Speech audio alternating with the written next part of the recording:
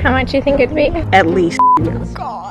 How was it trying to meet people here when you first got here? Are your allergies bad here? What is it like being a person of color here? There are a lot of things I guess I should have taken into consideration. If you're relocating to Salem, Oregon, but you're still feeling a little bit confused about what neighborhood you should purchase a home in, this is going to be the video for you. We are going to be exploring the neighborhood of Candalaria today, located in South Salem. We're first going to walk around and talk about the pros and cons of the area, and then we're going to cut to an interview that I had with one of the residents who lives here. She relocated from California, and I asked her some very pointed questions about her experiences in Salem that I know you're gonna want to hear. My name is Clarity Odd, and I'm a local real estate broker here in Salem, making videos for you, my future clients who are relocating to this area. If you want to work with us in the home buying process, go down to the description of this video where you're gonna find all of our contact information. Reach out so that we can help you. Let me show you exactly where the Candalaria neighborhood is.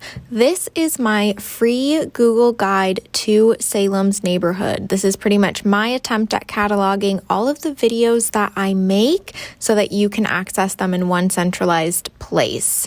All right, so we're going to uncheck main sections. We are going to uncheck major sections, and then we are left with my favorite neighborhoods. We're going to zoom in here, and this is where Candalaria is located. So this right here is downtown. This is Candalaria, and the cool thing about this interactive map is if you click on the neighborhood, it's going to pop up all of the videos associated with that neighborhood. If you want access to my free Google guide, go down to the description of this video where you're going to see a link. All right, so I'm going to do this video a little bit different from my other blog tours, and I'm going to do a breakdown of the pros and cons of living in the Candalaria neighborhood. But before I do that, let's just take a look at this stunning home. This house, I feel like, is a great example of the mid-century homes that you can find in the Candalaria neighborhood. And that's pro number one. The fact that you can find mid-century modern homes in Candalaria. When I have clients who are like, you know, that's their main objective. They want a house that was constructed between the 1950s, 60s, or 70s, and they want those oak walls and paneling and floors that are just solid oak and beautiful. This is where I tell them to look, because this neighborhood was constructed between the 1950s and 70s, and almost all of the older homes that you find in this area are going to have those mid-century vibes. There's a lot of really distinctive architecture here, and while not every home is necessarily of mid-century modern architecture and design, the ones that are full of character. I myself, as somebody who studied interior design, I love it when my clients are like, yeah, I want an MCM home, baby. This is where I take them. The next pro on our list is that this neighborhood, it's a really stable neighborhood. And what I mean by that is people have lived in their homes for 40, 50 years. And so you don't really see a lot of turnover. And so you have a core group of residents who know each other, and they know each other's families. The next pro on our list is that this neighborhood, while it does not have an HOA, it does have the SWAN Association. And I think the SWAN Association stands for Southwest Association. I don't know what the N stands for. SWAN Association really encourages community engagement and collaboration without the strict rules of an HOA. So that is a huge positive, especially if you are not a fan of HOAs, which I don't blame you. This is a really cute house. You can see it is just single level, which is very common over here. Kind of a ranch style. It's almost shaped like a U. And gorgeous landscaping. People take pride in their landscaping here, and you're going to see a lot of gardens, a lot of mature trees, and a lot of people tending to their gardens when you're walking out and about. The next pro on our list is going to be Candelaria's accessibility to Candalaria Elementary. This is a school that is very, very small, and the reason why it's so small is because physically, like, they just can't extend the school, and so it's always going to stay a tiny school, which means if you're somebody who has kiddos and you want to have an elementary school where the teacher to student ratio is very low, that is going to be a great elementary school to check out. The next pro on our list is Candelaria's easy accessibility to different amenities. So you're just about 10 minutes from downtown, probably about 15 minutes to Costco. You've got Acme Cafe at the bottom of the Candalaria Hill. You have the French Press where you can get crepes. So there's a lot of places that are really easily accessible to you. And one of my favorite grocery stores, which is Life Source, which is an organic place to get groceries. There's a lot of accessibility to just anything that you need in Salem here, which is a really big highlight.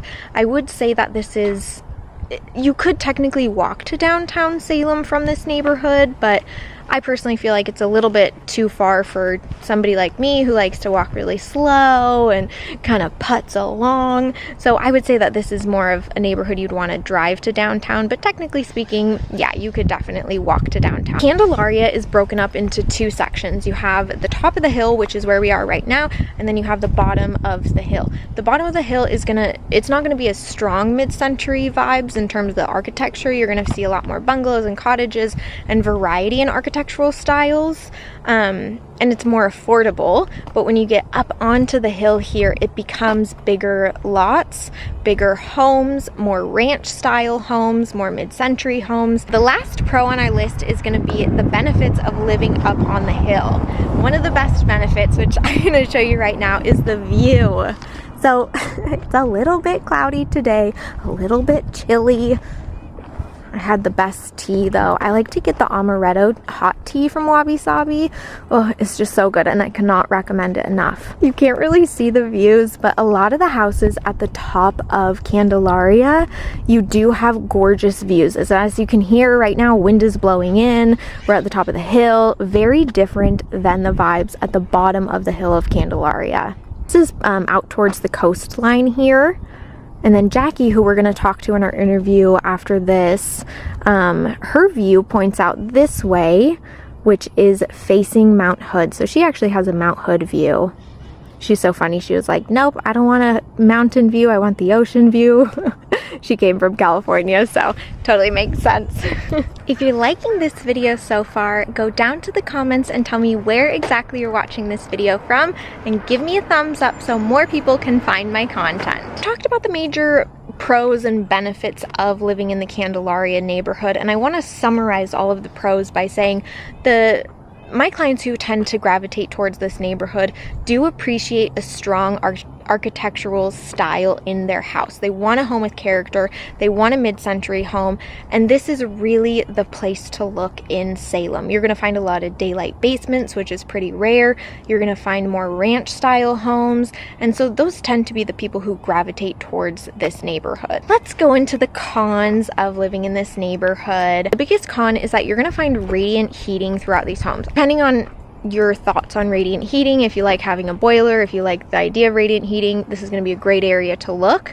Most of the homes now have converted out of radiant heating, but this is why it's a con, is because it's very expensive to go from radiant heating and having a boiler to internal forced air ducting in your house. The workaround solution to this, which most people in this neighborhood, if they've converted from radiant heating, is to get a mini split. And a mini split, what it does is has the ducting pretty much on the outside of the house, and so you have like a big white vent on the inside of your house, and that is how you get your AC and your heat. So with all this talk about heating, I know it's kind of boring, but it is really important. And case in point is when my client, it was about a year ago, he went under contract on a house here up on the top of the hill. The house had a boiler, which we knew about, no big deal, but come inspection time, the boiler was shot. It was at the end of its life. It wasn't working properly. It wasn't functioning in the way that it should. And we got quotes to figure out how much it would cost for my client to switch from radiant to forced air, because that was his next preference. that was a whole heck of a lot of money.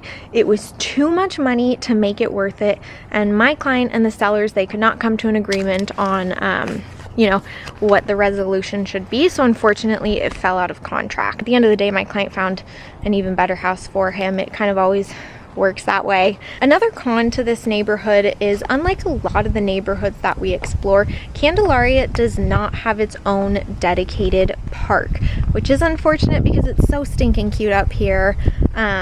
But the next best option for you would be to go to Minto Brown Park, which is right on off of River Road on the Willamette River.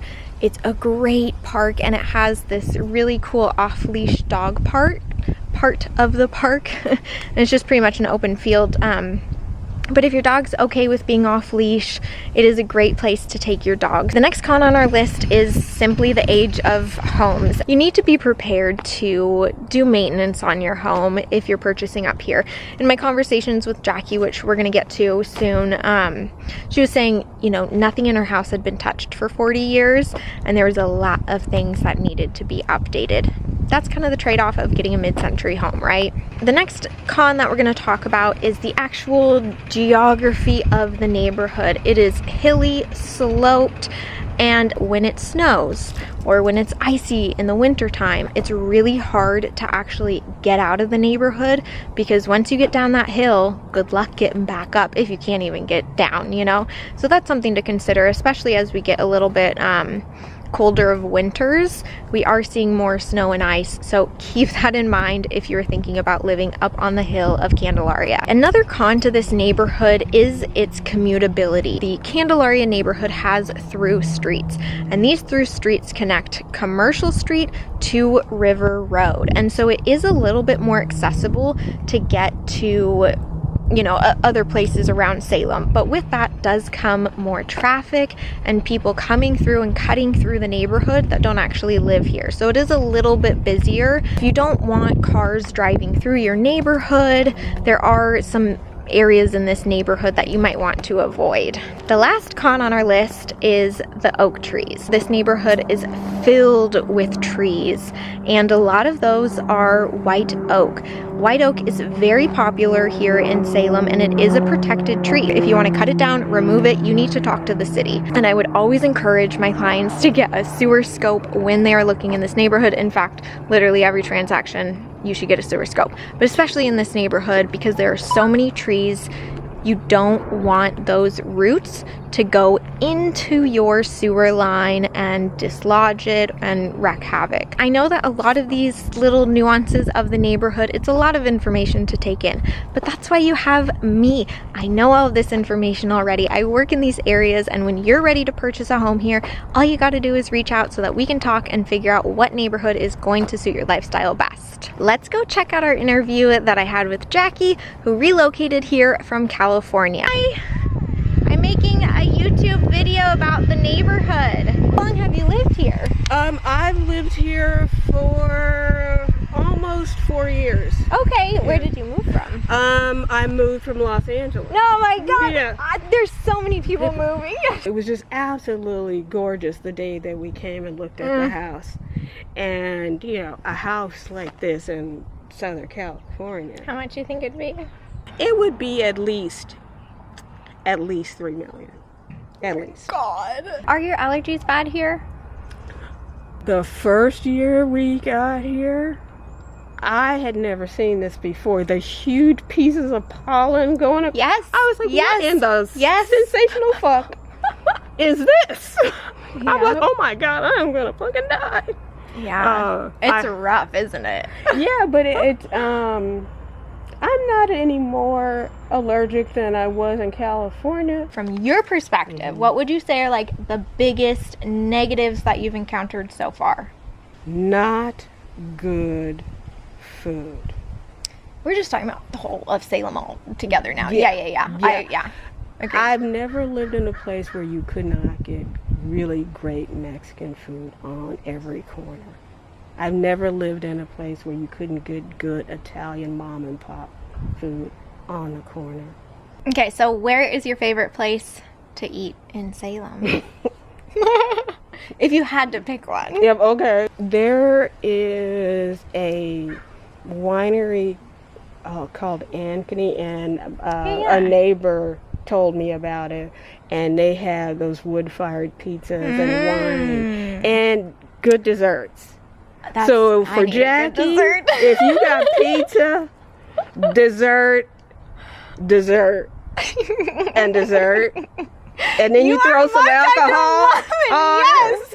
Like, I don't care about the rest of it. I just want the It's dessert. a beautiful view too, but that's lovely. How was it trying to meet people here when you first got here? We really haven't met any people, and that's what's sad.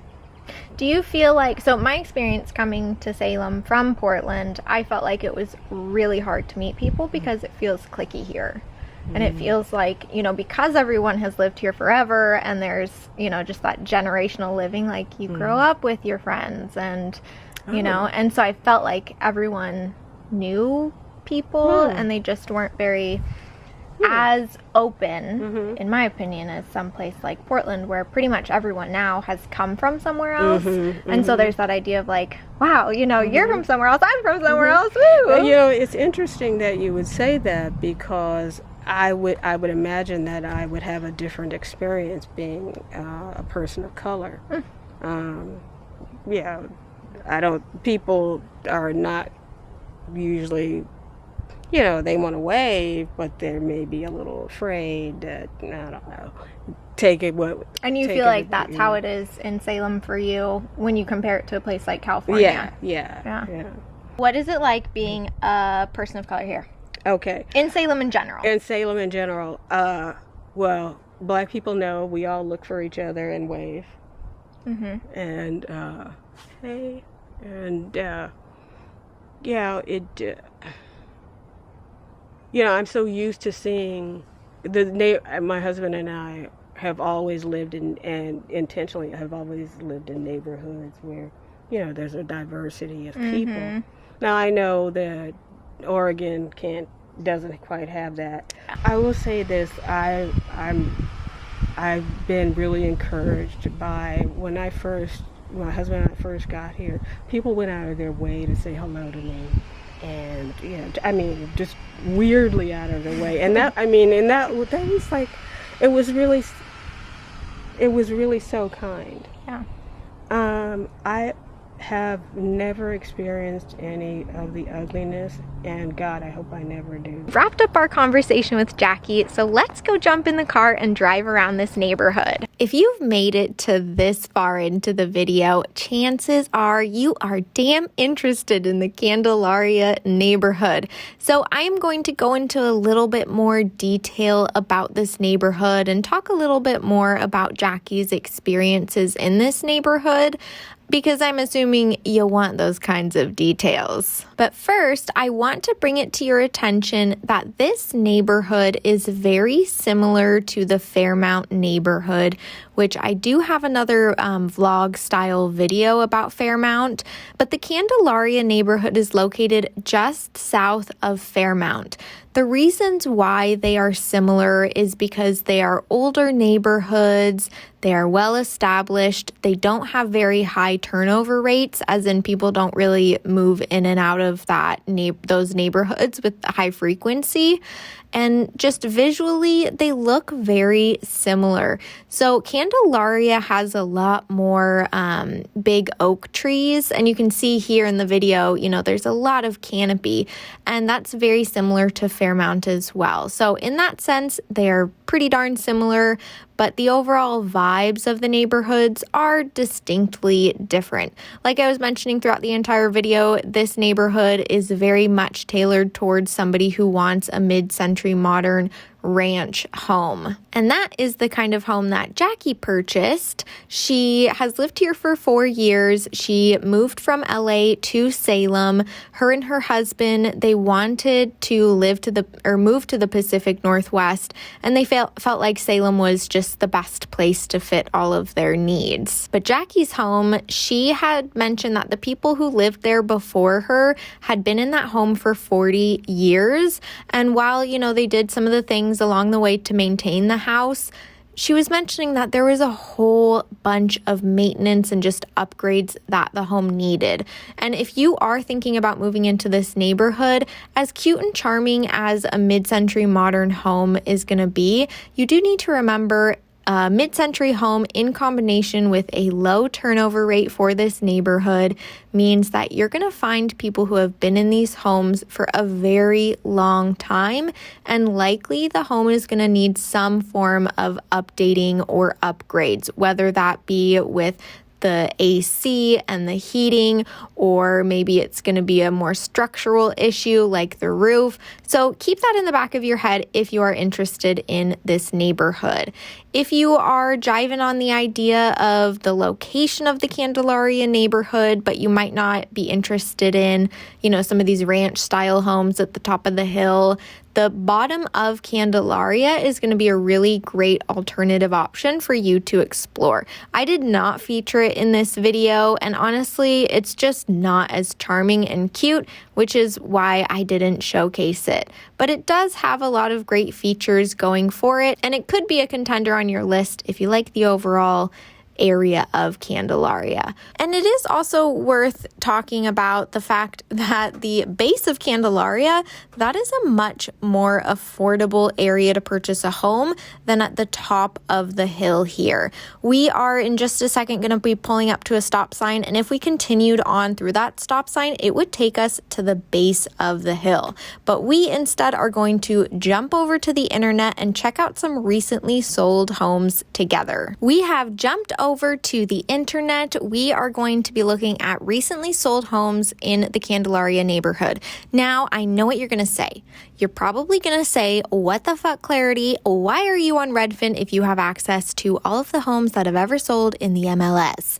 And this is a really good question. So let me just start off by telling you that I am a huge proponent of my clients utilizing the democratization of real estate through technology and having fun to window shop for homes online. So I decided I was going to take a page out of my own book and do exactly that with you today. Now look, my clients, they know that my role as their buyer's agent is to provide them with representation in the sale of real estate, navigate contract laws, complex negotiations, escrow, appraisal, inspections, and handling the unforeseen hurdles that inevitably will pop up along the way. But most importantly, my job is to protect you as the buyer. So yeah, if you want easy access to window shop for houses online, well, do it, because that is the fun part. So with having said that, let's jump into checking out the sold homes on Redfin. All right, so I've picked out 3 homes that I want to show you guys.